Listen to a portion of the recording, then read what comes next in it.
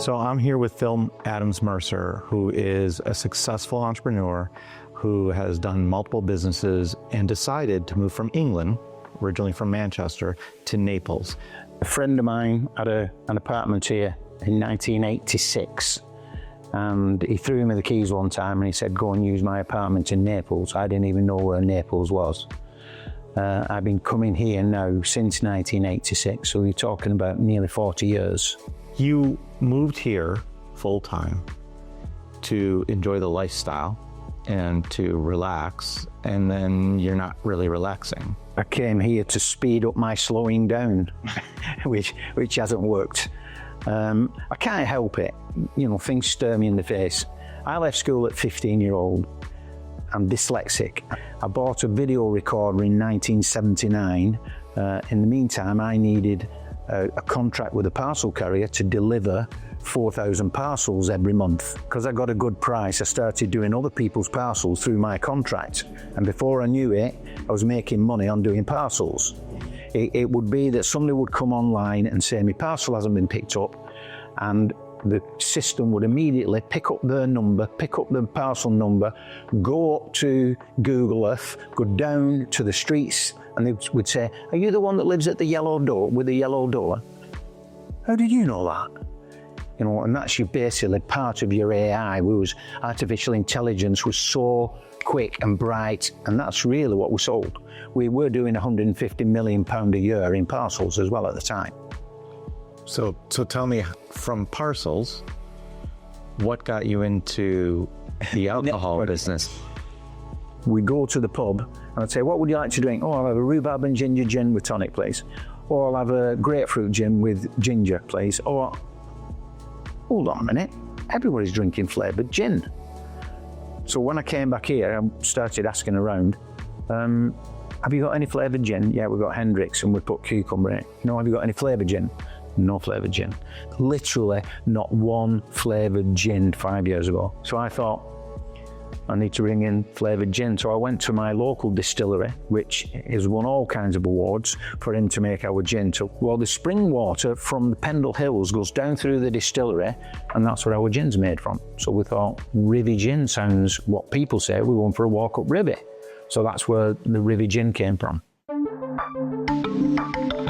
With working with Design West, from the actual, when we had the plans of building the house, that's when they can say, well, we'll do a ceiling like this in here, we'll do a ceiling like that in there, and everything about it, they can plan it from.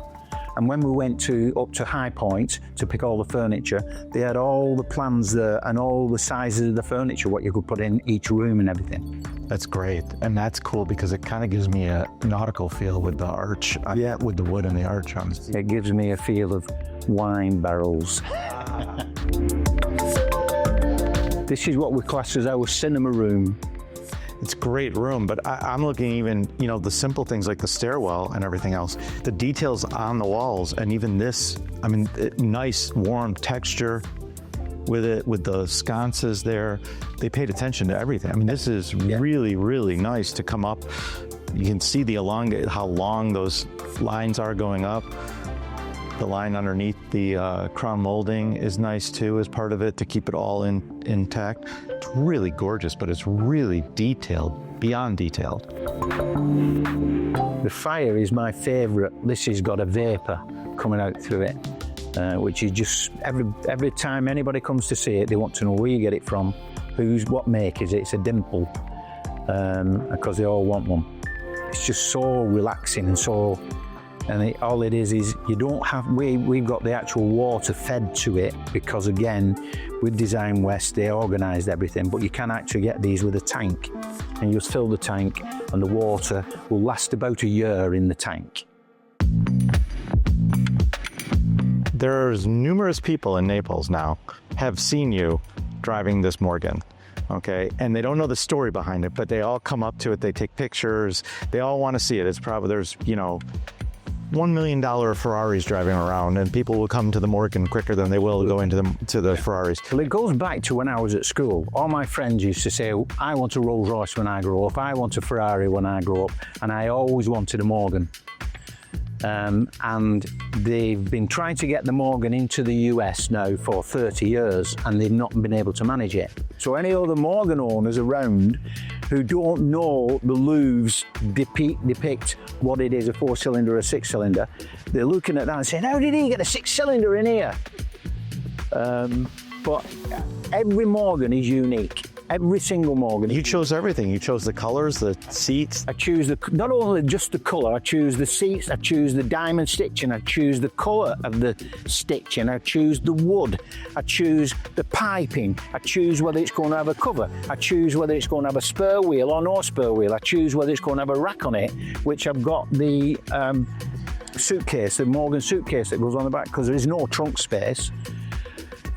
But with the Morgan, it's a quintessential British sports car that's reliable and doesn't leak oil.